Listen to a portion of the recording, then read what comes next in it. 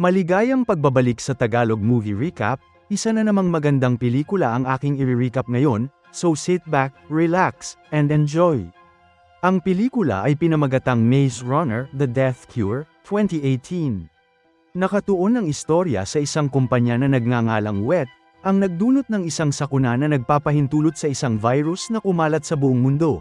Isang grupo ng mga kabataan ang nagtatangkang talunin ang kumpanyang ito, na matagal nang nagsasagawa ng mga eksperimento sa mga bata upang makahanap ng lunas para sa nakamamatay na virus. Kaya naman inaanyayahan kitang mag-subscribe sa channel, at pindutin ang bell, at mag-iwan ng like para makatanggap ng pinakamagagandang recaps. Nagsisimula ang pelikula kina George at Brenda sa isang kotse at sina Thomas at Vince sa isa pa. Para ma-distract ang tren, binaril ni Brenda ang driver, na agad na humingi ng tulong. Isang grupo ng mga gwardya ang sumulpot at nagpaputok sa kanila. Napilitan si George na magmaneho habang nagpapalitan ng putok. Sa kabilang banda, inilapit ni Vince ang kanyang kotse sa tren para maikabit ni Thomas ang kawit at makasakay sa tren. Nang subukang sundan siya ni Vince, sumabog ang gulong nito at marahas na umugoy ang kotse pakaliwa at pakanan. Sa sandaling ito, dumating ang isang eroplano at nagpaputok. Nagmaneho sina George at Brenda palayo para maiwasan ang pagkamatay habang sina Thomas at Vince ay tumakbo sa ibabaw ng tren. Nakita nila ang isang grupo ng mga gwardya na paparating para salubungin sila sa bubong. Tumalon pababa ang mga binata at nagtanim si Vince ng bomba habang pinaputukan ni Thomas ang mga gwardya. Nang sumabog ang bomba, nalipad ang mga gwardya at nahiwalay ang mga huling container ng tren sa iba. Samantala, hinahabol pa rin ng eroplano sina George at Brenda, na huminto sa kanilang kotse at nagkunwaring sumuko. Nang bumaba ang mga sundalo mula sa eroplano upang arestuhin sila, nahulog sila sa isang patibong sa lupa. Lumabas ang ibang grupo mula sa kanilang pinagtataguan at pinalibutan sila. Maging ang piloto ay nabihag, at ngayon ay kinuha rin ng mga rebelde ang eroplano. Sa kabilang panig ng tren, isang pangalawang grupo ang lumabas mula sa kanilang pinagtataguan at nagsimulang paghiwalayin ang mga container mula sa tren. Dumating ang mga gwardya at pinaputukan sila, na napilitan si Thomas at ang kanyang mga kaibigan na magpaputok din ng baril. Sa oras na ito, dumating ang eroplano at ibinaba ang kawit, na kanilang ikinabat sa container ng tren. Kumapit ang mga binata sa kotse, at sumakay si Vince sa huling sandali, at sumabay sa kanila. Maya-maya, ibinaba ng eroplano ang karwahe sa pinagtataguan nila. Pinalaya nila ang mga bilanggo, ngunit nagalit si Thomas dahil hindi niya natagpuan ang kanyang kaibigang si Minho, na dinukot ng kumpanya. Pagkatapos, nagbigay si Vince ng isang talumpati sa bagong kabataan, na ipinaliwanag na gusto sila ng kumpanya dahil immune sila sa virus at nais nilang mag-eksperimento sa kanila. Ngunit hindi sila sumasang-ayon sa mga eksperimentong ito. Kaya naman inaayos nila ang barkong ito upang makatakas sa isla. Sa susunod na eksena, tinanong ni Thomas ang isa sa mga nakaligtas kung may narinig siyang mahalagang impormasyon habang siya ay nakakulong. Nalaman niya na ang tren ay patungo sa isang partikular na lungsod, nakakaiba dahil wala nang natitirang mga lungsod. Sinabi sa kanila ni George na naroon siya ilang taon na ang nakalilipas. Ito ay tinatawag na huling lungsod at itinatag ng WET ang pangunahing punong himpilan ng mga operasyon doon. Sa makatuwid, imposibleng atakihin nila ito. Gayunpaman, determinado si Thomas na pumunta at iligtas ang kanyang kaibigan. Tumanggi si Vince na ilagay sa panganib ang buhay nila. Sa oras na ito, nakarinig sila ng mensahe sa radyo, kaya tumakbo sila upang putulin ang kuryente at magtago habang iniskan ng mga eroplano ang lugar. Wala silang nakitang anuman, ngunit nakalapit sila ng husto sa taguan, kaya pumayag ang grupo na umalis sa lalong madaling panahon. Sa gabi, habang natutulog ang lahat, palihim na lumabas si Thomas upang iligtas si Minho ng mag-isa. Gayunpaman, nahuli siya ni Nanot at Frypan at iginiit na sumama sa kanya. Sa kabilang panig, nakita natin si Minho na nagising sa kampo kung saan siya nakatira noong eksperimento. Nakakita siya ng mga batang lalaki na nakatayo sa malayo, ngunit nang tawagin niya sila, walang sumasagot. Nakakita siya ng isa pang batang lalaki na tumatakbo at sinundan nito papasok sa isang kubo, ngunit bigla niyang natagpuan ang sarili sa isang mahiwagang pasilyo. Bumukas ang pinto at lumabas ang isang halimaw na tinatawag na Graver. Agad na tumakbo si Minho at napagtanto na ang lugar na ito ay isang maze. Patuloy siyang nakakahanap ng mga dead end at nakakarinig ng mga boses na nag-uusap tungkol sa kanyang pagganap. Minsan ay nakikita niya ang mga kislap ng isang doktor na sinusuri siya. Bigla, nanigas ang kanyang katawan at natagpuan niya ang kanyang sarili na lumilipad pataas at dumidikit sa kisame kung saan tinutusok siya ng graver gamit ang mga kuko nito habang sumisigaw si Minho. Dito, natuklasan natin na si Minho ay nasa isang laboratorio na pinipilit na mamuhay ng isang simulation laban sa kanyang kalooban upang ang mga siyentipiko ay makakuha ng dugo mula sa kanya. Pagbalik kay Thomas at sa kanyang mga kaibigan, nakita natin silang nagmamaneho sa isang madilim na tunnel. Nakakita sila ng isang nilalang na mukhang zombie na tinatawag na Crank. Huminto sila at nag-isip kung paano ito maiiwasan, ngunit pagkatapos ay nakakita sila ng isang grupo ng mga nilalang na ito na nakapalibot sa kotse at kumakatok sa mga pinto.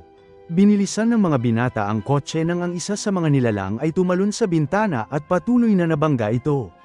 Nagmaneho si Frypan sa tabi ng isa pang kotse upang matamba ang nilalang na ito. Sa kasamaang palad, ito ang naging dahilan ng kanilang pagbangga at pagbaligtad ng sasakyan kasama sila sa loob. Mabuti na lang at binasag ni Thomas ang bintana para makalabas at nakalabas din ang kanyang mga kaibigan. Sa sandaling ito, isang zombie ang lumapit sa kanila, kaya binaril ito ni Frypan. Pagkatapos ay nakita niya ang isa pang grupo ng mga zombie na papalapit sa kanila. Tumakbo sila, ngunit naabutan nilang nakaharang ang labasan at umikot ang mga sasakyan na nakapalibot sa kanila mula sa lahat ng panig. Pinaputukan ni Frypan ang lahat ng kanyang makakaya hanggang sa maubos ang kanyang bala. Sa sandaling ito, dumating ang isang sasakyan at nakita natin sina George at Brenda sa loob na paparating upang iligtas sila. Habang pinaputukan ni Brenda ang ilan sa kanila, sumakay sila sa sasakyan at agad na umalis si George. Kaya, nakatakas sila sa tunnel nang walang kahit isang gallows. Pagdating nila sa kalsada, nakita nila ang huling lungsod mula sa malayo, at napansin ni George na nagtayo ang kumpanya ng isang napakalaking pader sa paligid nito. Sa oras na ito, nakipagkita ang direktor ng kumpanya, si Ava, sa mga miyembro ng lupon at sinabi sa kanila na ang mga mamamayan ay nagsimulang mawalan ng pag-asa na makahanap ng lunas, lalo na't ang pader ay nagpapabahala sa kanila. Pagkatapos ay sinabi niya sa kanila na nakakuha siya ng serum mula kay Minho at nagsimula na silang magtrabaho sa lunas. Gayunpaman, sawa na ang mga miyembro ng lupon sa mga dahilan at gustong gamitin ang pera upang bumuo ng mga ligtas na safe zone. Sa oras na yon, sumingit si Teresa. Alam nating kasintahan siya ni Thomas, ngunit pinagtaksilan niya ito para makatrabaho sa wet. Nagbigay siya sa kanila ng talumpati tungkol sa pag-asa at sakripisyo at hinikayat silang ipagdasal na magtagumpay ang mga eksperimento. Pagbalik kay Thomas at sa mga kasamahan, narating nila ang mga slum sa paligid ng pader. Maraming nagpoprotesta ang nakatayo at humihingi ng tulong sa lungsod. Hindi napansin ni Thomas na kumikinang ang tato sa kanyang leeg at ipinapadala ang kanyang lokasyon sa kumpanya. Nagtago siya at ang mga kasamahan sa karamihan para makarating sa pasukan ng lungsod. Natagpuan nila ang mga gwardya na nagpapagana ng mga turret gun. Agad na tumakbo ang mga tao dahil ang mga bala ay nagdulot ng maraming pagsabog at pumatay ng maraming tao. Sinubukan ni Thomas at ng kanyang mga kaibigan na bumalik sa kotse, ngunit isang lalaking nakasuot ng maskara ang humablat kay Thomas at isinakay siya sa kanyang van. Nagmaneho paalis. Natagpuan ni Thomas si George na binubugbog ang isang lalaking nakamaskara hanggang sa makita niyang maayos si Brenda sa harap niya.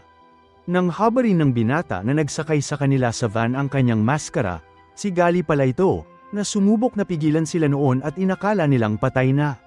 Sinuntok siya ni Thomas, ngunit pinaghiwalay sila ni Not at kinumpirma na makinig si Thomas. Sinabi sa kanila ni Gali na nagtatrabaho na siya para sa kabilang panig ngayon at maaari na silang itago sa likod ng pader. Sinabi niya sa kanila na may isang grupo rin dito na nagtatangkang agawin ang lungsod mula sa wet. Pagkatapos ay dinala niya sila upang makipagkita sa pinuno, si Lawrence, na ang mukha ay may diferensya dahil sa virus at konektado sa isang dextrose 24 sa isang araw para hindi siya maging zombie. Inalok niya na ituro kay Thomas ang daan papasok sa lungsod, ngunit sa kondisyon na tutulungan siya ni Thomas bilang kapalit. Pumayag si Thomas. Siya at si Not ay naglakad kasama si Gali sa mga imburnal habang ang iba ay naiwan bilang collateral. Bago sila umalis, napansin ni Not na nanginginig ang kamay nito. Kinagabihan, sa wakas ay nakalabas ang mga binata sa mga imburnal at nakarating sa lungsod. Napansin ni Gali na mas mahigpit ang seguridad, ibig sabihin alam ng Wet na malapit na ang mga rebelde. Pumunta sila sa isang lihim na lugar at sinabi sa kanila ni Gali na siya at ang kanyang grupo ay matagal nang nagbabantay sa gusali ng kumpanya, ngunit hindi sila nakapasok dahil may mga sundalo, scanner, at surveillance camera sa lahat ng dako.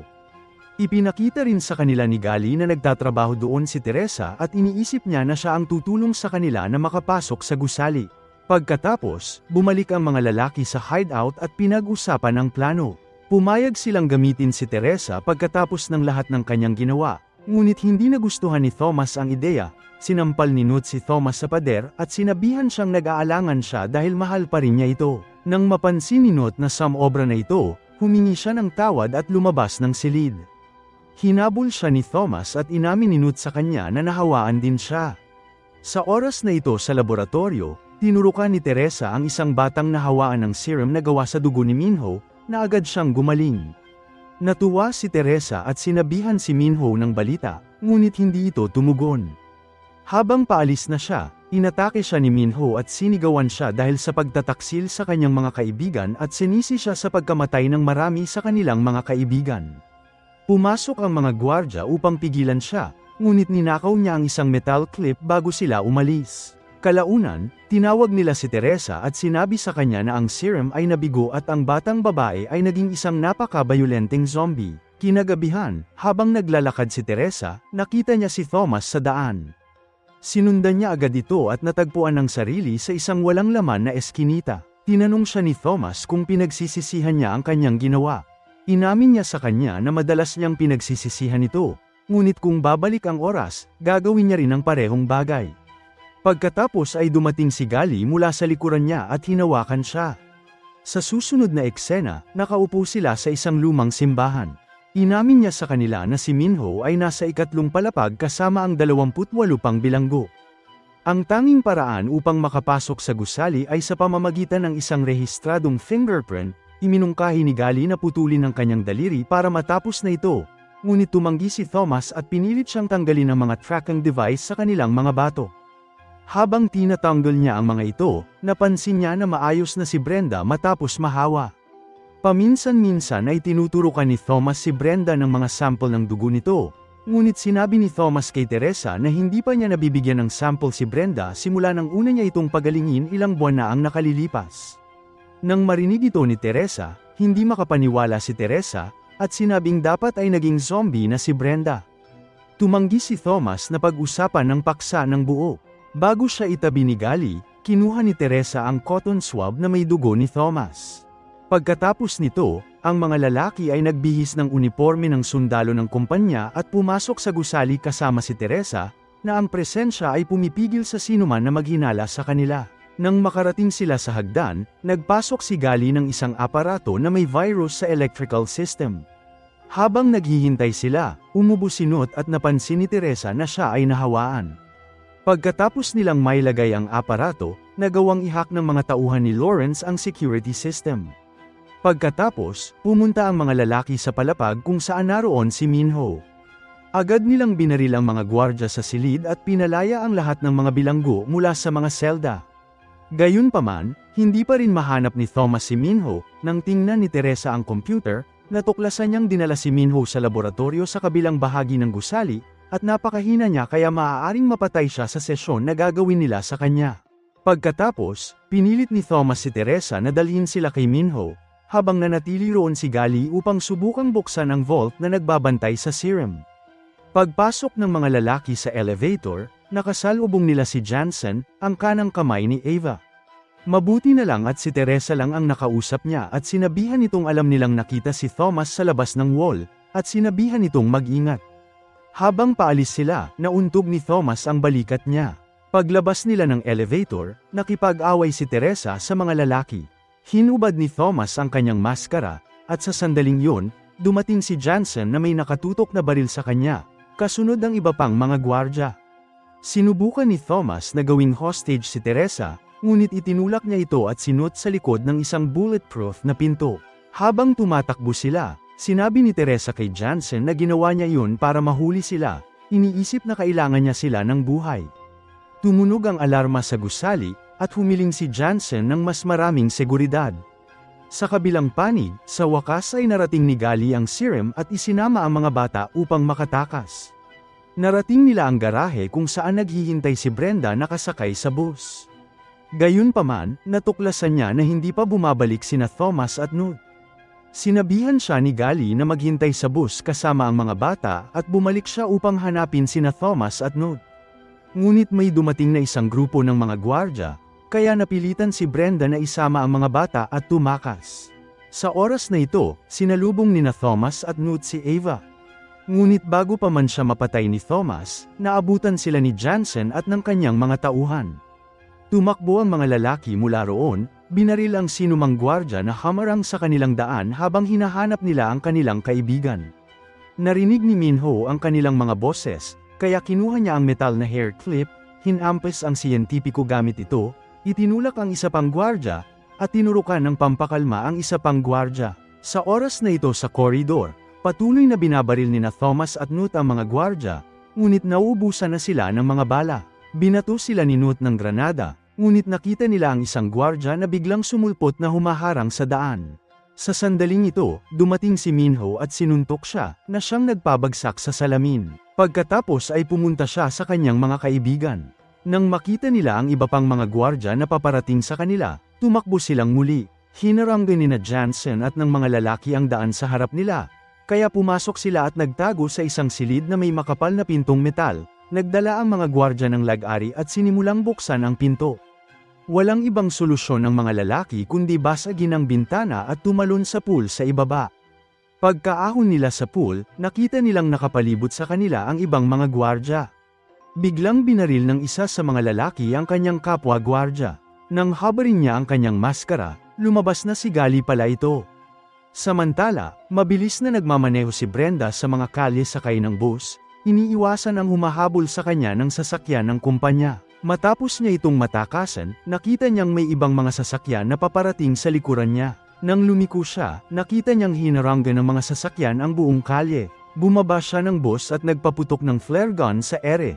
Ibinaba ni Frypan ang isang kawit sa gitna ng kalye.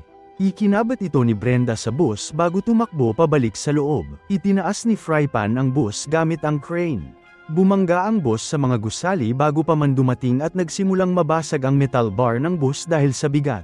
Iniunat ni Frypan ang kadena kaya mas umikli ang pagbaba. Lumapag ang bus ng patayo at dumulas. Mabuti na lang at walang nasaktan. Sa oras na ito, sinusuri ni Teresa ang sample ng dugo ni Thomas sa laboratorio. Natuklasan niya na ang dugo nito ay naglalaman ng lunas. Hindi lang nito nilalabanan ang virus, tuluyan din itong sinisira. Ipinakita niya ang resulta kay Ava at sinabihan siya na kailangan niyang makita si Thomas. Sa kabilang panig, dinala ni na Brenda at Frypan ang lahat ng mga bata sa taguan, ngunit natagpuan nila itong walang laman. Natuklasan nila na lumabas si Lawrence para tipunin ang mga tao sa labas ng wall, at inanunsyo na ngayong gabi ay babalik sila sa lungsod. Sumakay siya sa isang kotse na puno ng mga pampasabog kasama ang mga taong sumusunod sa kanya patungo sa pasukan ng lungsod. Nang sinubukan ng security team na i-activate ang mga turret, nahack ng mga rebelde ang system at na-disable ito. Binaril sila ng mga gwardya gamit ang mga armas, ngunit hindi ito sapat para mapigilan si Lawrence, na bumangga sa sasakyan sa pasukan, na lumikha ng isang napakalaking pagsabog na nagbukas ng isang malaking butas, na nagpapahintulot sa mga tao na makapasok sa lungsod. Sa kabilang panig, si Thomas at ang kanyang mga kaibigan ay nagpatuloy sa kanilang paglalakbay, tinutulungan si Newt, na lalong napapagod. Nagtago sila sa likod ng mga sasakyan sa kalye upang harapin ang mga taong papasok sa city. Sa oras na ito, nakarating na sina Minho at Gali sa eroplano habang nakatayo si Thomas sa kanyang kinatatayuan, hindi alam ang gagawin. Sa sandaling ito, nagising si Newt matapos maging zombie at inatake si Thomas. Nagbunutan ng magkakaibigan at gamulong sa lupa. Nang magkamalay si Newt, hiniling niya sa kanyang kaibigan na patayin siya, ngunit tumanggi si Thomas at patuloy na lumaban sa kanya, sinusubukan pahabain ang oras. Humingi ng tawad si Newt at kinuha ang baril para barilin ang sarili, ngunit itinapon ni Thomas ang baril sa malayo. Humarap si Newt, kumuha ng kutsilyo, at sinubukang saksakin si Thomas. Bahagya niya itong nasugatan, at itinulak siya ni Thomas palayo. Nang muling inatake siya ni Newt, wala nang ibang pagpipilian si Thomas kundi saksakin siya gamit ang kutsilyo, na ikinamatay niya. Habang nakatayo si Thomas at umiiyak sa kanyang kaibigan, dumating ang iba dala ang serum. Ngunit syempre, huli na ang lahat.